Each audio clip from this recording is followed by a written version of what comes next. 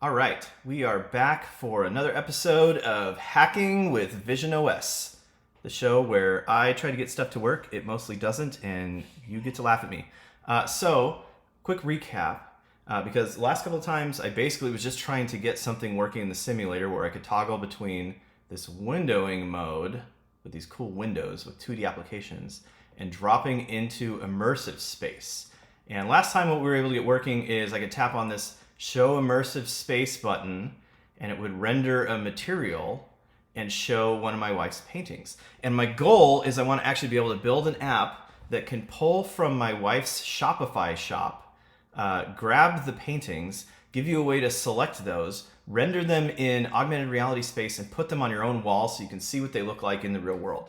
Which seems like kind of a fun, practical, real-world application for this stuff and a great way to learn both visionOS and SwiftUI.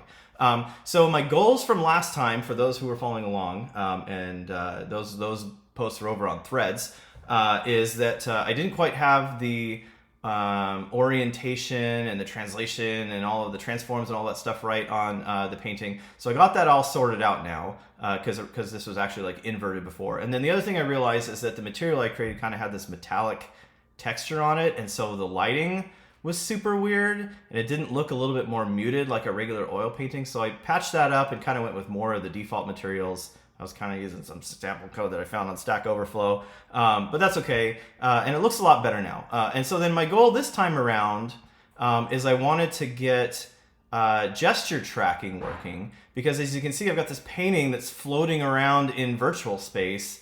But I want to actually put it on my wall. And for those who were watching last time, you'll recall that I mentioned that we can't really use ARKit in the visionOS simulator, because in ARKit you can take objects and anchor them to things like this back wall or this table. And so I'm hoping that this will come in a later seed of the visionOS beta. Maybe we'll have to wait for actual hardware, but for now we can sort of simulate this in RealityKit using gestures. So that was the goal. And so I'll switch over here to some code. Yes, we are going to look at some code today. Not ashamed. So what you can do in SwiftUI, for those who've worked with it before, is you can add gestures right onto the view, and it gives you an actual closure right here. So in this case, I'm adding a tap gesture with a count of 2, which means I want to be able to detect a double tap gesture.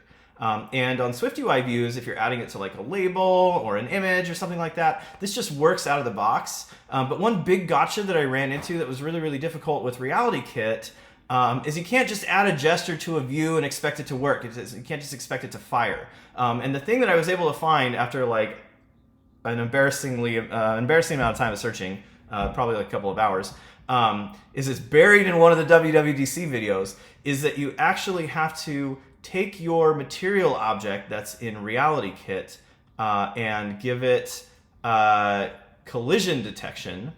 So in this case, I'm actually creating a collision shape, which is like a sphere. And in hindsight, now that I'm like rubber ducking on this, I probably should generate more of a rectangular shape because we're not working with spheres. And then you add that as a component to the actual model entity that's being represented in 3D space.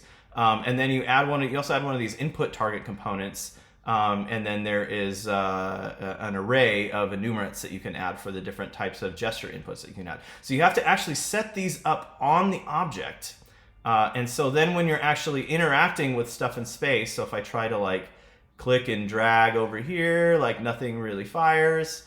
But what's neat about this is that in your gesture, there is a way that you can get the actual entity that you're interacting with the gesture. So in this case, I've got a drag gesture. And so then as I'm actually dragging it, this may be totally like the worst way to actually do this, but it actually works. I'm changing the position based on how you're dragging it. And then there's actually a way to query against these entities to make sure that you're selecting the entity that you want. So if there's like multiple entities stacked on top of each other and you tap one of them, that you're selecting the right one that's intended. For some reason for the drag gesture, this was not compiling for me, so I'm gonna have to fix that up for next time. So demo time, I'm gonna come in here, I'm gonna grab this, I can drag it around, and as you can see against the current 3D plane that I'm looking at, it's changing effectively the X and Y coordinates. And then I hooked up another gesture where I can double tap and it'll actually push it back into the space, so I can kind of simulate this effect of pushing the painting up against the wall, which is super cool. You can even actually push the painting all the way back into the wall if you want to, but that would be kind of weird. So that's where I've gotten to so far. I'm pretty excited about this. This was actually a lot of work.